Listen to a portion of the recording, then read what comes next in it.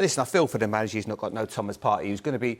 people talk about Arsenal in relegation trouble. Once they get him back in midfield and you get Aubameyang and Gabriel, of course they're not going to be in relegation trouble. They will improve. But right now, to not create chances in these sorts of games, it's just not good enough. They look so short of quality in every single department. No one taking responsibility. I look at David Luiz. He reminds me of... When David Luiz is at his best, he's one of the best around. But when he's not quite right and he's only looking after himself, you can see the reflection on the players and it just transmits to everybody else. There are so many problems right now with this team. It's hard to put your finger on which one it is. I mean, you've got a problem in January that the people will talk about, should you bring Mesut Ozil in?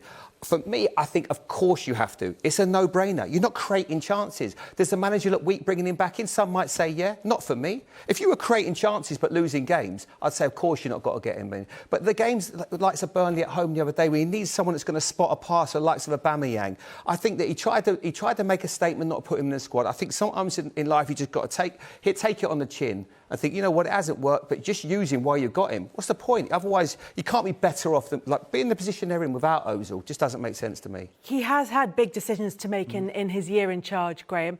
Do you think the Arsenal hierarchy will be thinking about Mikel Arteta's future? Do they have a decision to make? Well, I would imagine that the manager spoke to the directors about Ozil's situation, Guendouzi's situation when they've loaned him out to Hertha Berlin. They were big decisions.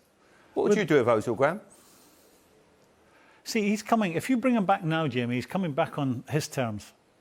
You know, he's got he made a big decision, and you can bet he run that by the directors. Look, we're paying him whatever we're paying him. I'm going to park him up. As long as he's out of the team and sitting there doing nothing. He's an FA Cup winner at the time, though, wasn't he? As long as he's sitting there outside the team, his value is going down, and you're still paying him this big money. So you've got a diminishing asset. So I'm going to do that. They've obviously given the green light to do that. You know, putting trust in their manager.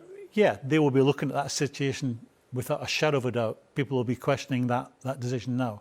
Do they bring him back? It takes some real man management. We'll come back to what you touched on at the start of the programme. This is a guy involved in his very first job in management. This would be a difficult job for an experienced manager, trying to manage that one. So he's got it all on to try to manage that and come out of it with so yes or no? With his face. I'm not sure, because I think the player coming back on his terms is never good. I think it diminishes his credibility with some of the players in that dressing room. They would use that against them. I think what's more important, he gets some of the men, if he's got any men, and I'm saying men as in football terms, people that stand up and take responsibility and not be looking and pointing fingers, that look at themselves first and foremost. Kids, yeah. And I'm looking at that group, and I'm not sure if there's too many of them.